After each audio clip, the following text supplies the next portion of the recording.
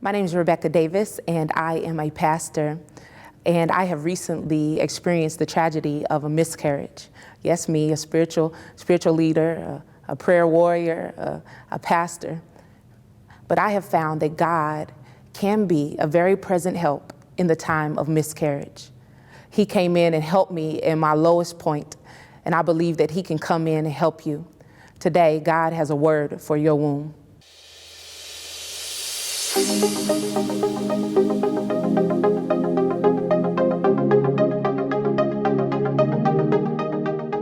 It was the day before Thanksgiving in 2012, this past Thanksgiving, and I was just going for a regular routine checkup to check on the baby, and I go in there and the nurse is scrambling. She can't find the heartbeat. And I just remember her saying to me, if there's something wrong, she says, know that it's not your fault. And over the next few moments, as I'm trying to just grapple with what she was saying, her voice just kept ringing in my ear. And they proceeded to send me down the street to a specialist. And I go down there, and I don't really remember much about it. I just remember seeing the pictures of the dead baby that was in my belly. And I remember the nurse coming in with some Kleenex and just apologizing, saying sorry. And she sent me in to see the doctor, and he was there. And I just remember him saying very emphatically that not even God gets it right all the time. Now, you know, me as a spiritual person, I refused to receive what he had said, and I knew that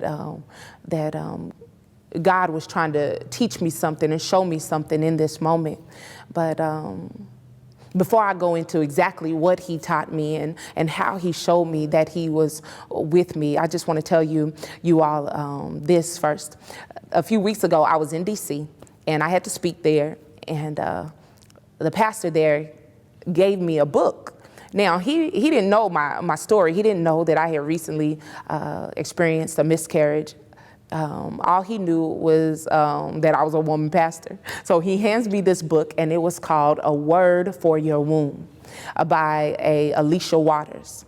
Now, the book is wonderful. It's fantastic. I am not knocking it at all. Go get the book. However, in the book, she uses womb more metaphorically. And as a person who had just experienced the loss of a baby, who had gone through a D&C, experiencing the emotional turmoil that comes with a miscarriage, I was looking for something a little more literal. I was really looking for a word for my womb. And so here we are today, because I know that there are a lot of you who have gone through this, who have suffered through this, and really have suffered through this alone. And today I know beyond a shadow of a doubt that God has a word for your womb. So here it is.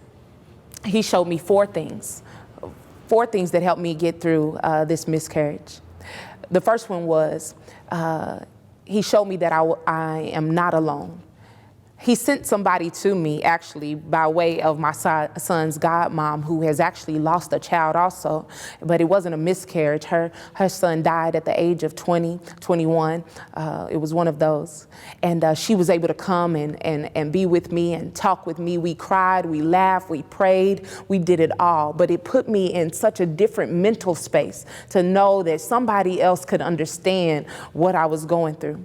And see, a lot of times, ladies, we suffer through this alone. We don't talk about it. We choose to just internalize it, and we get depressed. We isolate ourselves. And I just want to tell you, first of all, that that's not the way. God showed me that there is healing in us helping each other, encouraging each other, talking about it, telling your story, encouraging these younger ladies who will come after us. The doctor told me that 40 to 50% of all babies are lost. That is that means that almost every other woman you meet has experienced the loss of a child, has experienced a miscarriage. And that high percentile doesn't even account for the women who have a hard time even getting pregnant at all, who are barren, who can't even get pregnant. And so we all have this going on. We all have stories. We all have testimonies, and we can benefit from one another. So you're not alone. Number 2, he taught me that I did not have to be afraid. He kept bringing that text back to my remembrance, Isaiah 41:10, that says, "Fear not, for I am with thee. Be not dismayed, for I am thy God. I will strengthen you. I will help you. I will uphold you with my righteous right hand." He said, don't be afraid. Don't be afraid to try again. Don't be afraid of your own body. I made your body. That's what he told me.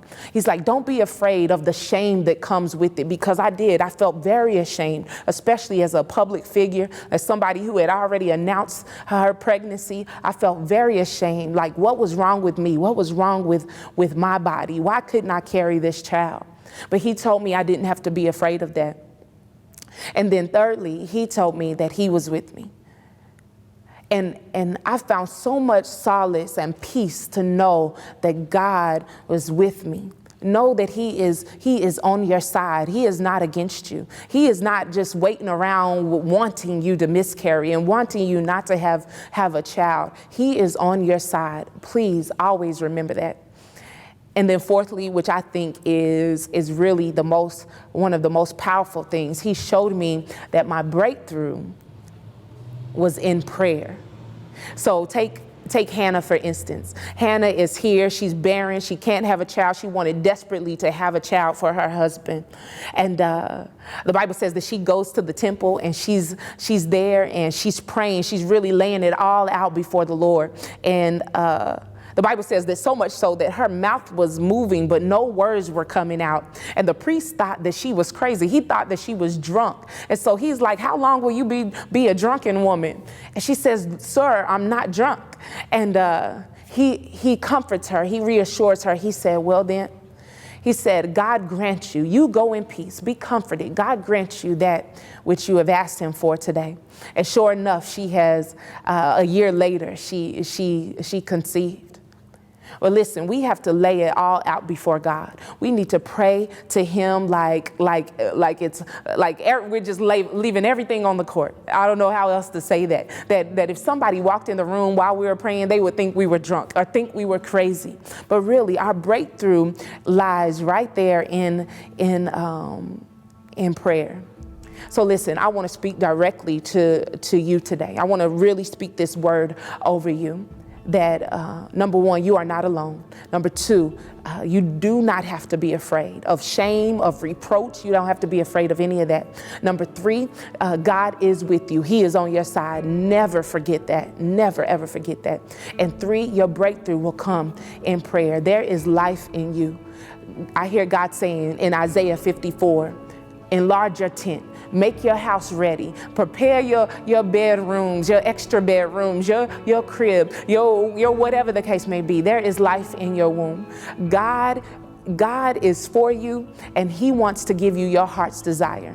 So listen, today, don't be discouraged, but be encouraged to know that God is with you, and he has a word for your womb.